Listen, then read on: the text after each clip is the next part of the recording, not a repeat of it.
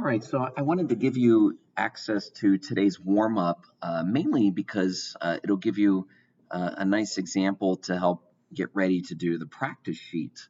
I'm not going to go over the practice sheet, but we'll use this warm-up as kind of a reminder and a little reteaching of how to work with a quadratic equation. Now, today's quadratic equation is y equals negative x squared plus 2x plus 5.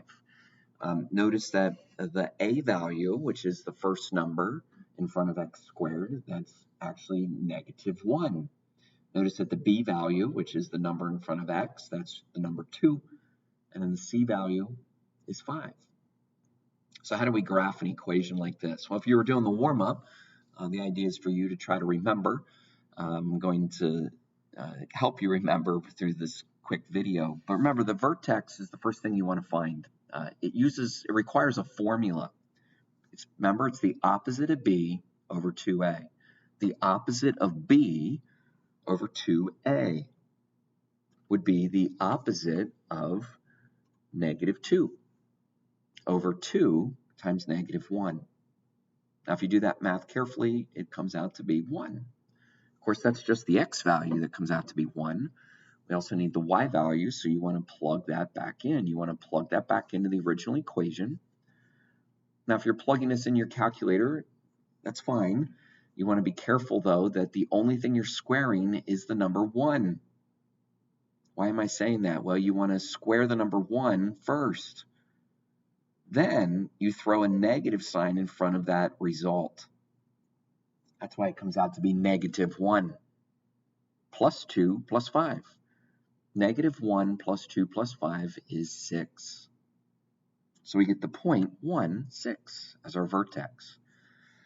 Now your parabola should be opening down because the a value is less than 0.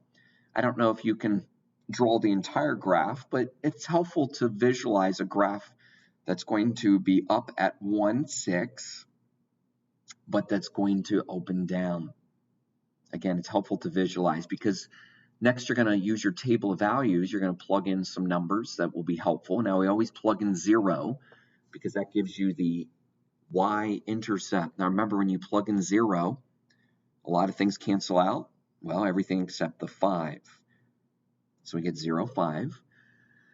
You'd want to plug in some numbers greater than your vertex. Your vertex is at 1. So we could plug in any numbers greater than 1, perhaps 2. But as you can see here, I'm skipping to the number 3 just to mix things up a little bit. Now, if you plug in 3, very carefully, you get 2.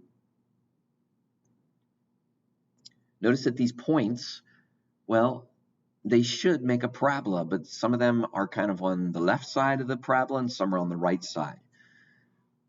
You want to realize that there's two sides to the parabola, so you can start to come up with symmetry points. For example, a symmetry point that is on the opposite side of my y-intercept. Now, it would still have to be up at 5, but now it would bounce over to 2, 5. How about the symmetry point that goes with 3, 2? Again, it would be like on the opposite side. Now, how do I get that? How do I get -1, 2? Well, notice the y value is still 2. The y value is the same. But to get the x value, it's helpful to think about distances from the middle, from that middle axis of symmetry.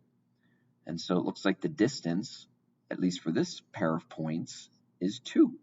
So I can move 2 units the other direction to that yellow point at -1, 2. Now, a lot of times we like to also identify the roots. Remember from yesterday that the roots are just the same as the x-intercepts.